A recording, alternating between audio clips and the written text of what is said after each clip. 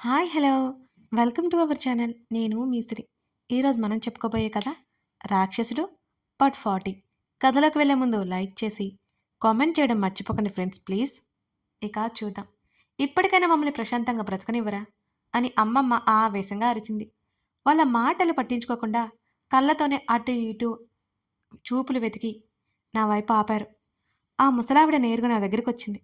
ఇదే నా మనవరాలు అని ఆ ముసలాయంతో చెప్పింది. వాళ్ళంత ముసలివాళ్ళు కాకపోయినా నాకైతే అలాగే పిలవాలనిపించింది మరి ఎందుకో. ఆమె మాటకి వాళ్ళెవరో నాకు సూచాయిగా అర్థమైపోయింది. అంత ధైర్యంగా ఉండే మా మమ్మీ వాళ్ళని చూస్తూ వణికిపోతోంది. నా చేతిని గట్టిగా పట్టుకొని నన్ను దగ్గరికి లాక్కుంది. ఇదిగో పిల్ల అని ఆవిడ అనగానే, నా పేరు పిల్ల కాదు సాక్షి అని నేను సీరియస్గా చెప్పాను. ఆ మాటకి ఆశ్చర్యంగా చూసి అంతలోనే నవ్వేసింది ఆవిడ. ఇదిగో పెనిమిటి, నీ మనవరాలు చెతురాడుతోంది అని వెనకున్న ఆవిడ హస్బెండ్ వైపు చూస్తూ చెప్పింది ఆ ముసలావిడ. నేను కోపంగా చెప్తే ఈమెకి చతుర్లా అనిపించిందా, పంచుల్లాగా అనిపించిందేమో. ఆయన గర్వంగా చూస్తూ నవ్వాడు నా వైపు. సరే సాక్షి, నేను మీ నానమ్మని. ఇదిగో ఆయన మీ తాత. అదిగో అదేమో మీ అత్త. మేమంతా నీకోసం వచ్చాం అని చెప్పింది ఆవిడ. ఆవిడని పైనుంచి కింద వరకు చూశాను నేను. పట్టు చీరలో, మెడలో కాసుల పేరుతో, చెవులకు పెద్ద పెద్ద దుద్దులతో, నుదుటిన పెద్ద పొట్టు, కొప్పు చుట్టి పూలు, పాతకాలం నాటి సూర్యకాంతంలాగా అనిపించింది. సంతోషం. కాఫీ, టీ ఏం తీసుకుంటారు? ముందు కూర్చోండి అని అన్నాను. చూసినవ్వ పెనిమిటి, నీ మనవరాలకి మనం అంటే భ్రమే అని అంది ఆమె. ఇంటికి చుట్టాలు వస్తే ఈ మాత్రం చేయకపోతే మా మమ్మీ తిడుతుంది. వయసులో పెద్దవాళ్ళు కదా, గౌరవించకపోతే ఎలా? చిన్నప్పటి నుంచి మా అమ్మమ్మ ఇదే చెప్తుంది, పెద్దవాళ్ళని గౌరవించాలని అని అన్నాను నేను. నా మాటలకు వాళ్ళ ముఖాల్లో నవ్వులు ఎగిరిపోయాయి ఒక్కసారిగా. ఇదిగో పిల్ల, ఎవరితో మాట్లాడుతున్నావో అర్థమవుతుందా నీకు? మా అత్త అనబడే ఆ నడికారు వ్యక్తి నా మీద గయ్యం లేచింది. నేనేం మాట్లాడుతున్నానో నాకు తెలుసు, కూర్చోండి అని అన్నాను నేను. వాళ్ళ ముగ్గురు కూర్చోగా వాళ్ళ మనుషులు నలుగురు వెనక నిలబడ్డారు. మమ్మీ, నువ్వెళ్ళి కాఫీ పెట్టు. కార్తీక్, నిలబడ్డావేంటి, నువ్వు కూర్చో అంటూ మా అమ్మమ్మతో పాటు నేను సోఫాలో కూర్చున్నాను. ఇట్స్ ఓకే సాక్షి. హాల్లో గోడ కానుకుని చేతులు కట్టుకొని నిలబడ్డాడు కార్తీక్. వాళ్ళని చూసి మా మమ్మీ ఎందుకింత భయపడుతుంది? నాకైతే ఏమాత్రం భయం లేదు, అసలు కలగట్లేదు. టైం చూశాను, ఆదిల్ రావడానికి గంటైనా పడుతుందేమో. అయినా ఇక్కడే కార్తీక్ ఉంటే నాకెందుకు భయం? అంతేకాకుండా నా ఆదిల్, నా హస్బెండ్ నా వెనక ఉంటే కించిత్ కూడా భయం ఉంటుందా ఏంటి నాకు? మా అమ్మమ్మ ఏదో మాట్లాడబోతుండగా అమ్మమ్మ చేయి పట్టుకుని అమ్మమ్మ వైపు చూశాను. నా వైపు కాస్త కంగారుగా చూస్తుంది. అమ్మమ్మ చేతిని తట్టాను. వాళ్ళు నన్ను ఎక్కడ తీసుకుపోతారో అని మా అమ్మమ్మ భయం అనుకుంటా అలాగే ఉంది. ఇంతకీ మీరెందుకు వచ్చేదో చెప్పలేదు అని అడిగాను. నిన్ను మాతో తీసుకుపోదామని వచ్చాం, పెట్టి సర్దుకో మా నానమ్మ అనబడే ఆవిడ అంది. నన్నా, ఎందుకు అక్కడికి అని అడిగాను. నువ్వు నా మనవరాలివి, నీ ఇంటికి మన ఊరికి నువ్వు వస్తున్నావు ఆ పెద్దాయన అన్నాడు గంభీరంగా. మీ మనవరాలు లేనంత మాత్రాన మీ ఇంటికి, మీ ఊరికి రావాలని రూల్ ఏమైనా ఉందా? అంతేకాకుండా నా ఇల్లు ఇది, మా ఊరిది. నన్ను చూడడానికి వచ్చుంటారు కదా, చూశారు కదా, భోజనాలు చేసి క్షేమంగా వెళ్ళండి అన్నా నేను. నా మాటలకి మా అమ్మమ్మ, మమ్మీ ఆశ్చర్యపోయి చూస్తున్నారు. నేనే కిచెన్లోకి వెళ్ళి కాఫీ కప్పుల్లో పోసుకుని వాళ్ళ ముగ్గురికి తెచ్చి ఇచ్చాను. ఎవరూ తీసుకోలేదు, అక్కడే పెట్టేశానిక. నువ్వు నా ఇంటి వారసురాలివి, నువ్వు ఉండాల్సింది ఇలాంటి కొంపలో కాదు అంటున్న ఆ పెద్దాయన గొంతు కంగుమంది. ఆగండి ఆగండి, ఏంటేంటి, నేను మీ ఇంటి వారసురాలనా? సాక్ష్యాలు ఏమైనా ఉన్నాయా అని అడిగాను. నా మాటకి ముగ్గురు కోపంగా చూశారు. సోనా, నువ్వు ఆగవే. మా అమ్మమ్మ నా మాటలకు అడ్డుకట్ట వేసి, ఎవరు మీ ఇంటి వారసురాలు ఎవరు? నీ కొడుకు పోగానే నా కూతుర్ని ఇంట్లో నుంచి బయటకు గెంటేసినప్పుడు తెలియలేదా? నా భర్త పోయి ఆర్థిక ఇబ్బందిలో ఉన్నా నీ కోడలు సహాయం కోసం నీ ఇంటి గడప దొక్కినప్పుడు నీకు ఒక కోడలు ఉందనే విషయం మర్చిపోయి నా కూతుర్ని అవమానించి గెంటేసినప్పుడు బంధం ఒకటి ఉందని గుర్తులేదా? మీకు కోడలు లేకుండా మనవరాలు ఎక్కడి నుంచి వచ్చింది అని మా అమ్మమ్మ వరుసగా ప్రశ్నలు సంధించింది. బాధతో మా మమ్మీ ముఖం కందిపోయింది. మా మమ్మీ కళ్ళ నిండా నీళ్లు నిండుకుని ఉన్నాయి. నీ కొడుకు పోయిన బాధలో అదుంటే నా సంధ్యని ఇంట్లో నుంచి నిర్దాక్షిణ్యంగా గెంటేశావు. సాటి ఆడదానిగా ఒక క్షణమైన దాని గురించి ఆలోచించావా నువ్వు? నువ్వు నీ కూతురు ఎన్ని కష్టాలు పెట్టినా నీ కొడుకు ముందు అవన్నీ దాచేసి చిరునవ్వుతో తిరిగింది అది. అలాంటి అమాయకురాల్ని ఎన్ని బాధలు పెట్టావు నువ్వు. అత్తగా హక్కును చేర్చుకోవాల్సిన సమయంలో కష్టాలు పెట్టి కాటికి పంపాలని చూశా. ఏ ముఖం పెట్టుకుని ఇక్కడికొచ్చావు అని గట్టిగా అడిగింది మా అమ్మమ్మ మా నానమ్మని. నోరు ఎక్కువ లేస్తుంది అని నానమ్మ కోపంగా పైకి లేచింది. లేస్తుంది. ఎందుకు లేవదు? ఎందుకు లేవకూడదు? నా కూతురి కాలి గోటికి కూడా సరిపోరు మీరు. దానికి ఉన్న జ్ఞానం, దానికున్న విద్య, దానికున్న సంస్కారం ముందు మీరు గడ్డి పరకతో సమానం. మర్యాదగా బయటికి వెళ్ళిపోండి. నా మనవరాలు మీతో రాదు అని ఆవేశంగా పైకి లేచి తలుపుల వైపుకి చేయి చూపిస్తూ అంది మా అమ్మమ్మ. నా మనవరాల్ని నాతో తీసుకెళ్లే వరకు ఇక్కడి నుంచి కదిలేదే లేదు అని మా నానమ్మ ఇల్లు దద్దరిల్లేలా చెప్పి నా దగ్గరికొచ్చింది. నేను మౌనంగా లేచి నిలబడ్డాను. ఇదిగో చూడమ్మాయి, నీకిక్కడ ఉండాల్సిన కర్మ పట్టలేదు. మనకి కోట్ల ఆస్తుంది. ఇలాంటి ఇరుకు కొంపలో నువ్వు ఉండనవసరం లేదు. మనతో పట్రా. మీ నాన్న పుట్టి పెరిగిన ఇంట్లో నువ్వు మహానరి రాణిలా ఉండొచ్చు. నా మాట వినవే తల్లి అని అంది ఆవిడ. మీ కోట్ల ఆస్తి నాకేం అక్కర్లేదు. మీ ఇంట్లో మహారాణిగా ఉండడం కంటే నా ఇంట్లో నా ప్రాణానికి ప్రాణమైన మా అమ్మమ్మ, మా అమ్మతో వాళ్ళకి కూతురుగా వాళ్ళతో ఉండడమే నాకిష్టం. దాన్ని అదృష్టంగా భావిస్తాను. మీ కొడుకు పోగానే మా అమ్మతో సంబంధం తెంచేసుకున్నారు. ఇప్పుడు మీరు ఏదేదో మాట్లాడి మర్యాద పోగొట్టుకోవద్దు అని క్షణకాలం ఆగి, మీకు నన్ను చూడాలనిపిస్తే ఎప్పుడైనా రావచ్చు. చూసి వెళ్ళొచ్చు. అంతకుమించి నాకేం ఇంకేం నా నుంచి ఆశించకండి. మీ వల్ల మా మమ్మీ కళ్ళలో నీళ్లు చూస్తున్నాను. ఎప్పుడూ లేనిది మా అమ్మమ్మ కళ్ళల్లో కోపం చూస్తున్నాను. దయచేసి మీరు వీళ్ళని త్వరగా వెళ్ళిపోతే మంచిది అని 2 చేతులు శబ్దం వచ్చేలా వాళ్ళని చూస్తూ దండం పెట్టేశాను.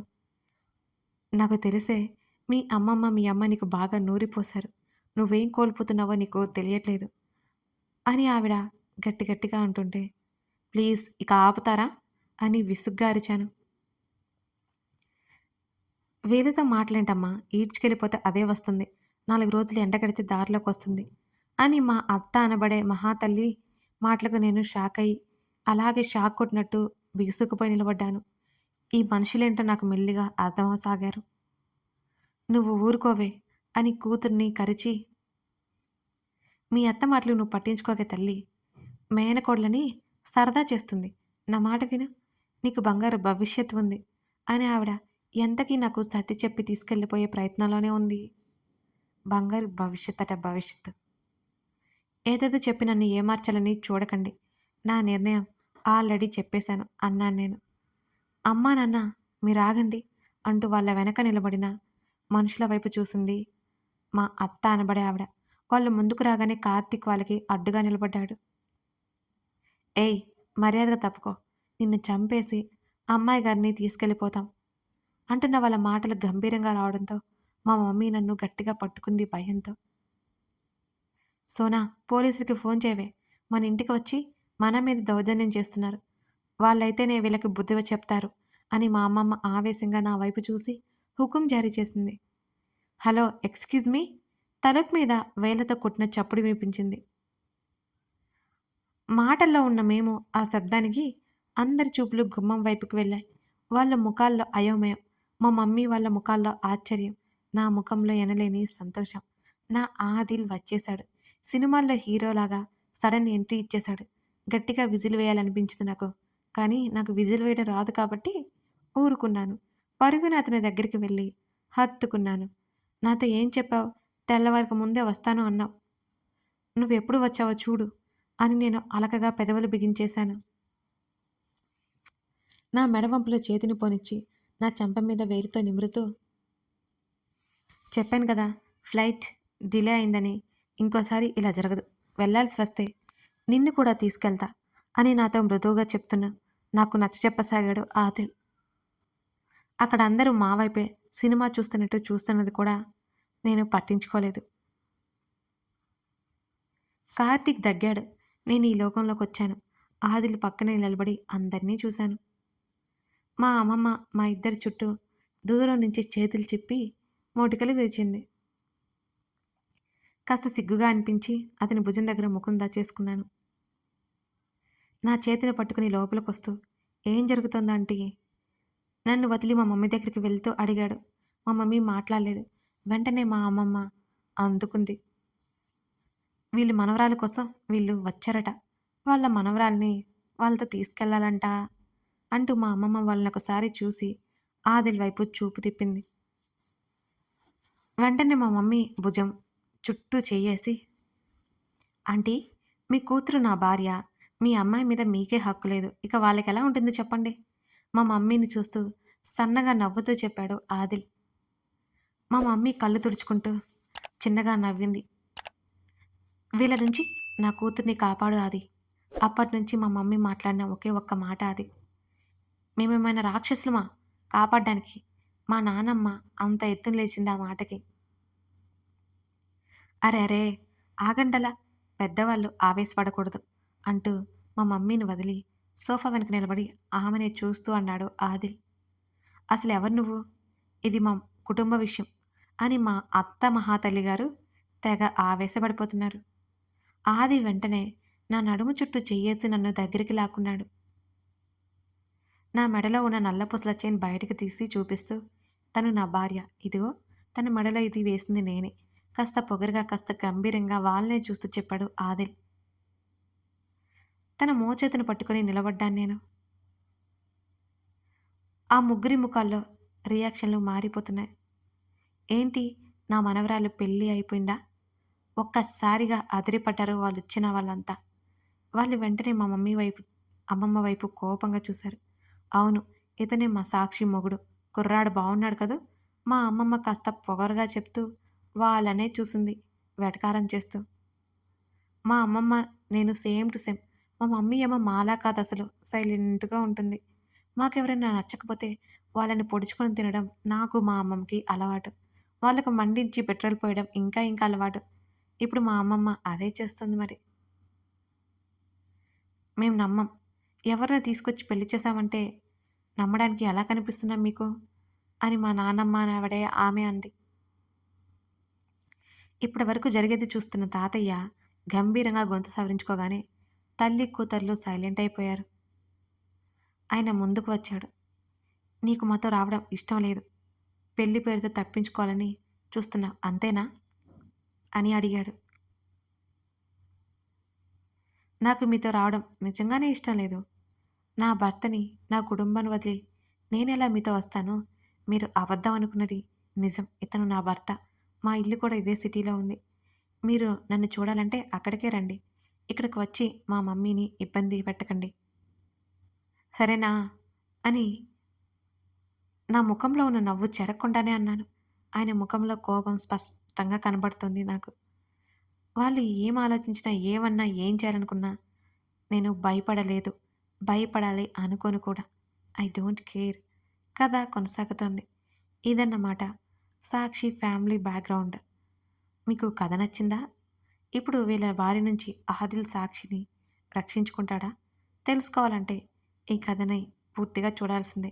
లైక్ చేసి కామెంట్ చేయడం మర్చిపోకండి ఫ్రెండ్స్. అలాగే మన స్టోరీస్ ఎవరైనా కాపీ చేసినట్లయితే నాకు ఇన్ఫార్మ్ చేస్తుండండి. నేను చెక్ చేసుకుంటాను. Thank you for watching this video.